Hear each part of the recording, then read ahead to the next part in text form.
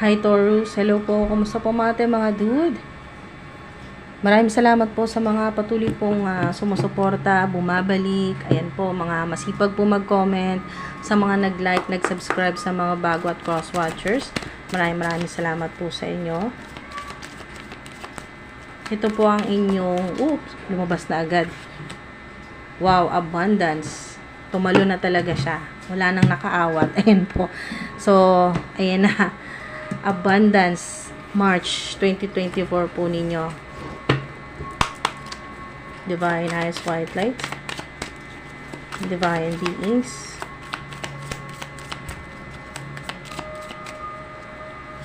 Taurus, wow. Page of Swords. Napakaganda kasi tatanggalin nyo na lahat ng BS sa buhay po ninyo, no? Lalo na sa career. Lahat ng mga naninira po sa inyo. Wala ka ng pakialam o talagang puputulin mo na ang connection. At sa ilan ay magdodoble po yung swerte po ninyo, abundance, yung pera, kung ano man po itong darating po sa inyo na napakaganda or balita sa ilan, o may dalawang importanteng balita or mensahe po kayong matatanggap, napaka-importante po yan, may connection sa abundance po ninyo mga dude. Yan po, napakaganda kasi kayo po ay mas aggressive ngayon po. In a positive way, yung pagiging agresibo po ninyo sa inyo pong manifestation o sa inyong trabaho na talagang hindi makakalagpas itong abundance na to. Lalo na may nagmamanipula po sa inyo, no? Specific ang 222 o 333 sa ilan, meron kayong nakakasalamuha na family member o members, yan po, sa pamilya, sa trabaho po ninyo na BS, yan po, bullshit. Yan po mga dude. Hindi maaasahan, naiinggit sa'yo, moody, madaling magalit, madaling mainis, hindi totoo. Okay, hindi totoo sa'yo. So, yun mga isa yan sa mga, yung mga ganyan po mga dude ay puputulin nyo na po yan. Kayo na mismong iwas o kung ano mang connection ay talagang tatapusin nyo na po yung ganyang connection. Or magsasalita ka na, sasabihin mo na kung anong totoo. Yan po, mga dude, para hindi mamihasa, para hindi na paulit-ulit na gawin sa'yo. Yung ganito pong energy na may manipulative, may untruthful, hindi totoo, merong narcissistic, yung moody, yan, ganyan po, yung madaling magalit. King of Swords, wow. Yan, no, truthful, di ba? Sobrang synchronized, truthful yung energy. Talagang lahat lalabas ang totoo, malalaman mo yan. May connection yan sa paglinis ng mga negativity sa buhay po ninyo para ito pong abundance ay magtuloy-tuloy na po ang pasok sa buhay, sa career, sa bahay. Yan po. Meron po dito na sobra na po yung ginagawa po sa inyo, yan po, sa pamilya, sa pera, sa trabaho po ninyo na gusto mo nang kumawala, makaiwas, maputol. Kaysa dumating ka pa sa punto na nasobrahan na at hindi mo na mapatawad ang mga tao na to. So, iniiwasan mo rin. Kasi, alam mo rin na yung galit o yung hindi pagpapatawad ay isa rin yan sa makakaharang sa abundance mo.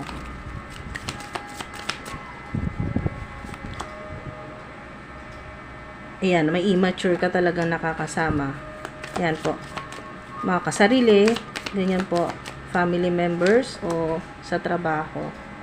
Yan po, clarity. So, malalaman mo na yan. Makikita, makikilala, malalaman mo ng totoo yung mga tao na hindi maganda ang intention sa trabaho, sa pamilya. Basta may kinalaman sa pera, may clarity dyan. Truth, lalabas ang totoo.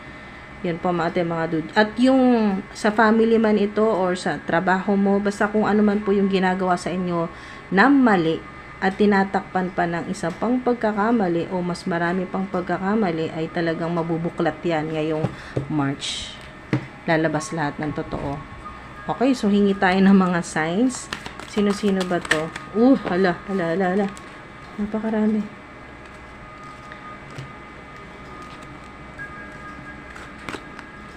Okay, so ito na yun eh. Signs, unang-una may Leo sign. Leo. May malaman kang totoo dyan sa mga signs na yan. Leo sign. O, pwedeng makatulong sa'yo. May Pisces. Pisces at Cancer yan. O, Cancer. Yan po. Maaring sila yung makapagmulat sa'yo kung ano yung totoo, truth.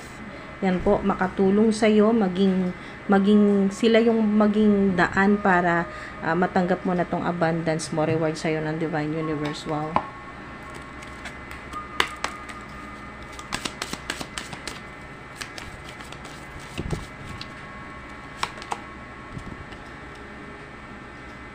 Okay, so makakatulong sa inyo, ito po yung advice sa inyo ng inyong pong mga ancestors na yung exercise and po na makakatulong sa inyo na mag-increase po yung energy level po ninyo at yung manifestation abilities po ninyo.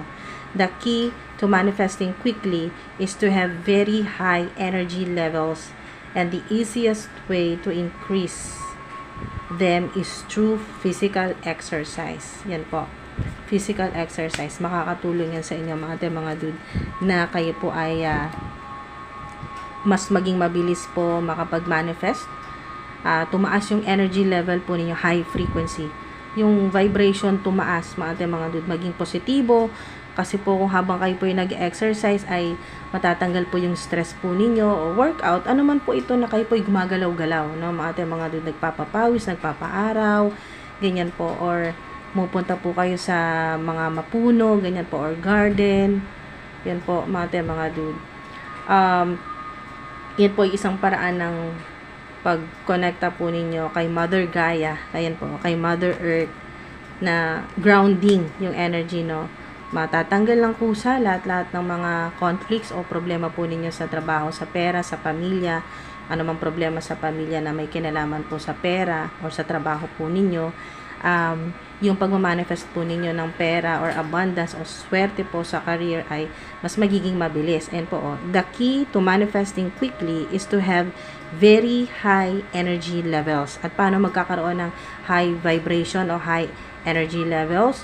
Or kayo po ay mag-synchronize ang energy po ninyo o maging align ng energy po ninyo sa infinite abundance, sa divine universe. Ito po yun. Ma-attract po ninyo ang abundance pag kayo po ay high vibration, na kayo po ay positibo. So, mga dude, pag natanggal po lahat-lahat ng mga negativity, or kahit hindi lahat, pa isa-isa, subukan po ninyo na umiwas sa mga negative o toxic people o sa sitwasyon na talagang BS, yan po, o bullshit, ganyan, mga dude, na talagang nagpapa-stress sa'yo, nagbibigay ng anxiety sa'yo, o yung hindi mo nakikita yung totoo. Okay. So, yun po, pag masaya po kayo, nag-exercise, ganyan po, or tumataas yung, yan po, yung energy levels po ninyo, mas kayo po ay makakakonekta sa Divine Universe para po ma-receive nyo na po itong abundance, prosperity. Wow.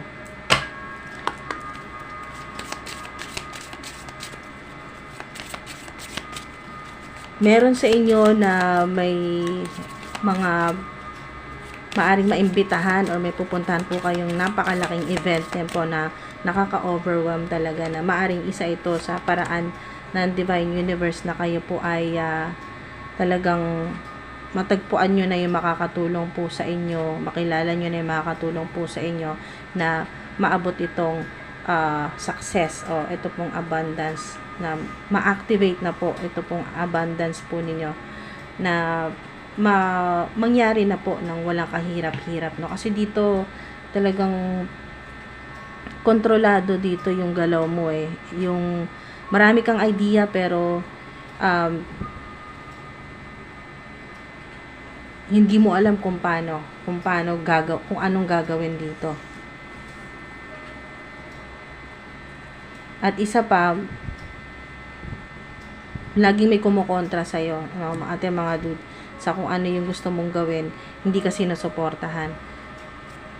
So, meron dito mga dude na maaring ang edad po ninyo ay 48 o magko-48 na spend time with animals. Yan po.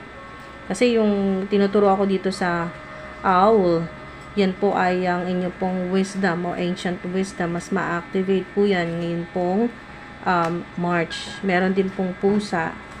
Meron din pong ibon. Yan po. Kung makita po kayo ng ibon or mga ibon ngayon pong March, yan po ay sign na sa ilan magiging popular kung ano man po yung ginagawa po niyo, lalo na po sa online o sa internet, social media, mga content creators o public influencer.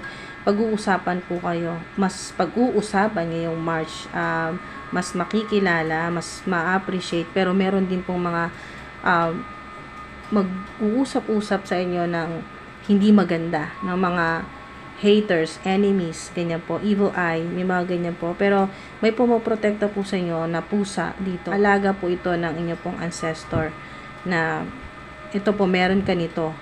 Or ngayon mo makikita itong magiging alaga mo na pusa ngayong March.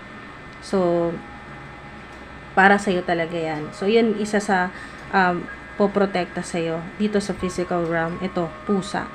Mga dude. Meron ako nakikita na puting pusa or meron pong may batik-batik na parang gray, black, ganyan po. Or sa ilan may yellow.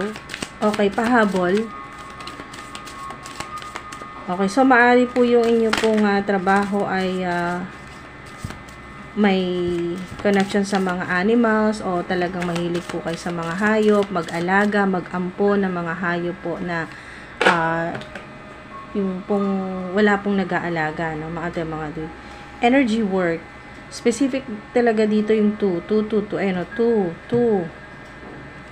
222 sa oras, 444, 888, napakaswerte po ng 888, abundance number po yan o prosperity.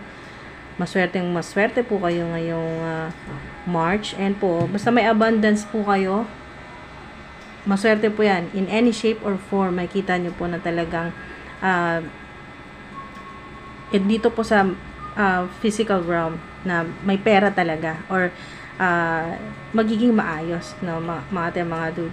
Magkakaroon ng solusyon yung problema po ninyo sa pera. Kung ano man po yan, marami. Kasi abundance, plenty yung energy. Marami po kayo matatanggap. Lalo na kung sa ilan ay, maring ito po yung ginagawa po ninyo, no? Yung trabaho po ninyo, may kinalaman man sa ganito na meditation, energy work, may kinalaman po sa Reiki healing, or ginagawa nyo po ito online. Or para po sa sarili po ninyo, energy work, ganito po, para kayo po ay relax at mas ma-achieve. Meron kasi ditong mudra o hand gesture, mudra. Yung gumagawa po kayo ng mga ganyan na hand gesture na kayo po ay mag-attract ng abundance. Ito po yun. So, kung kayo po ay gumagawa na nito sa kasalukuyan, lalo na ngayong March, sign po yan na talagang wow, ma-attract mo talaga ang abundance ng mas mabilis. Ayan o. The key to manifesting quickly is to have very high energy levels. At ang energy levels, mga dude, ay isa lang itong example na exercise. Hindi lang po exercise, mga dude. Ito po yung advice po sa inyo ng inyong mga ancestors na isa sa makakatulong sa inyo na tumaas ang energy level o yung inyo pong vibration ay yung sa pag-exercise, yung pong pagkonekta po ninyo sa inyong mga ancestors, sa inyo pong alagang hayop, yung pag-aalaga ng hayop, pagmamahal sa mga hayop, yan po. O pagbibigay ng panahon ngayong March sa mga hayop.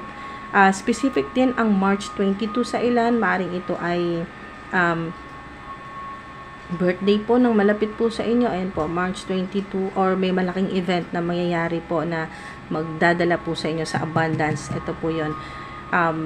Or mas magiging maganda yung energy po ninyo, lalo na sa pag-attract po, paghatak ng abundance o prosperity o ng swerte po sa pera ngayon pong March 22 sa ilan naman po yan. Okay, so wow, attracting yung energy po ninyo, no, dito sa energy work, attracting po yan, naka-align, maganda yung alignment, napakaganda po, balance yung inyo pong lahat po ng inyo pong chakra, mula sa crown chakra hanggang sa root chakra, napakaganda po. So Wow, marami kasi dito sa OWL, marami pa po kayong mga matatanggap na mga mensahe. Maring hindi lang po dito, maaring sa ibang tarot channel din po o sa iba pong or sa iba pa pong social media may makita po kayong mga impormasyon. Yan po ay galing sa inyong mga ancestors para kayo po ay talagang magabayan papunta po dito sa abundance po ninyo. Yan po. Or may matuklasan po kayo ngayon na makikilala po ninyo na magiging mentor po ninyo sa abundance, makakatulong po sa inyo. Pwedeng manifestation po yan or Reiki Healer Master na yan po ay makita po ninyo sa social media, yan po sa internet, o magkaroon kayo ng idea, yan po, impormasyon na magtuturo po sa inyo na mas pataasin pa ang inyong vibration o yung energy level po ninyo.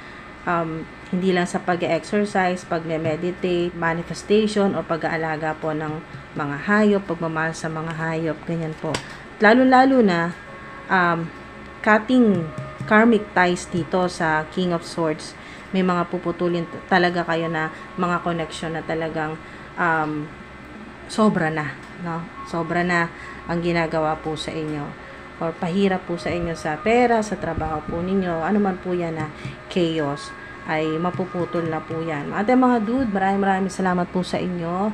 Ingat po kayo palagi. Thank you po sa mga sumama po sa akin hanggang sa dulo, sa mga nag-like, nag-subscribe, at sa mga nagko-comment. Thank you po sa inyo. Mga dude, nawa ay talagang mag-resonate po sa inyo ngayong March.